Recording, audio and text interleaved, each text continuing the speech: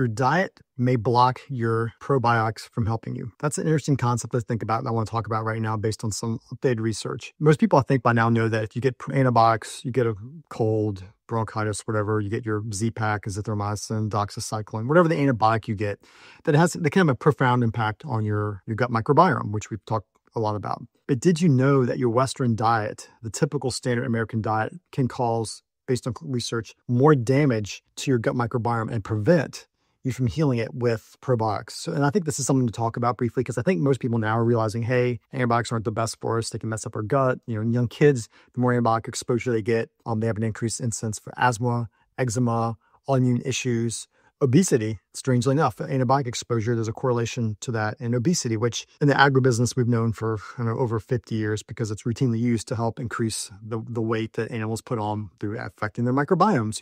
So these are things that we were learning, and we now know are coming to public consciousness. But I don't think people realize that our typical Western diet actually blocks you from healing your gut after taking antibiotics. And this is important, especially anybody that has kids. So I want to take a deep dive into that. This actually comes from Neurosciences News, and the title is Western Diets Block Gut Microbiome Recovery After Antibiotics. So if you want to find an article, it'll be linked here below. But the basic gist is the following, is that the typical Western diet actually prevents recuperation of a healthy gut microbiome after antibiotics. The typical standard American diet, Western diet, doesn't have enough fiber. It's not rich in plant phenols or polyphenols, which are the colorful things in food. It has trans fats. It has industrialized seed oils. All these things are horrible, wreak havoc to your gut microbiome. We talk about, polyphenols, probiotics, prebiotics. These are the things that fix your gut. These are the colors in food. The prebiotics are fiber, and the probiotics are the bacteria. Well, food processing destroys all that stuff. It makes soluble fiber insoluble. It destroys the health benefits of the colors, the polyphenols. And then if you have, actually, it's interesting, even something as basic as milk, when you pasteurize milk, you destroy healthy bacteria in it that would actually ferment it and turn it into a fermented dairy product. And so the processing of foods destroys food's ability to heal your gut microbiome. And another thing that's really interesting is that, some of you may have heard of fecal microbial transplants or stool transplants, right? FMTs. Well, these actually were ineffective if the diet was poor. These were ineffective in fixing the gut microbiome. Now, this is profound, because fecal microbial transplants now are FDA approved to treat hospital-acquired C. diff. There's literature, and they've been used around the world to treat autoimmune issues, to treat inflammatory bowel issues. So doing a fecal microbial transplant is actually a very powerful medicinal tool. Yet, if you have a poor diet, it makes them ineffective in fixing your gut. And that's profound. That means your diet can make something like a stool transplant not work. So now I've had some patients have it not work for them, had some patients have it work well for them. But it comes back to your diet. If your diet's poor, if it's a standard Western diet, eating things that destroy your gut microbiome, then it's going to be hard to fix it. And this is interesting as well, because it also impacts your risk for cancer. How?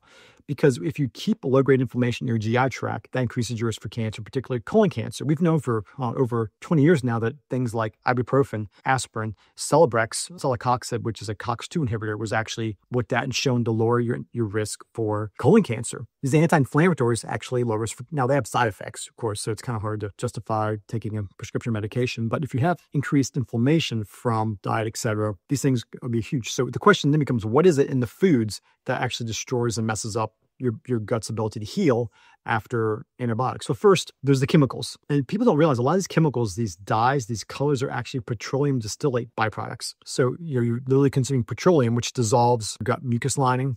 It can affect the mucus barrier and the around your GI tract. That actually makes the toxins in your gut more penetratable into your gut lining. There's also sugar, which we all know how bad sugar is for us. Sugar feeds yeast, it feeds strep. By itself, it's inflammatory. Fats, your industrialized seed oils, your trans fats, these actually cause inflammation. And when they get incorporated into your cell membranes, which eventually part of fat consumption you actually use to make biofilms, including the mucus on your GI tract, consuming industrialized seed oils negatively impacts all of this. And then there's actually all the extra stuff that comes in food, like emulsifiers, conditioners. These things actually will dissolve the mucus lining in your GI tract. So, for example, there are certain emulsifiers and conditioners in bread that are associated with an increased risk for inflammatory bowel disease. So maybe that's part of the gluten mystery, right? Well, if you're consuming those after having antibiotics, it's going to be really hard for your gut to heal itself, to repair, to repopulate healthy bacteria in your GI tract, to lower the inflammation, and all these things. So if taking antibiotics, anything that messes up your GI tract after an infection, after an illness, these are all things that can be stressor to GI tract. You have to eat primary food as medicine, go back to eating a whole food diet.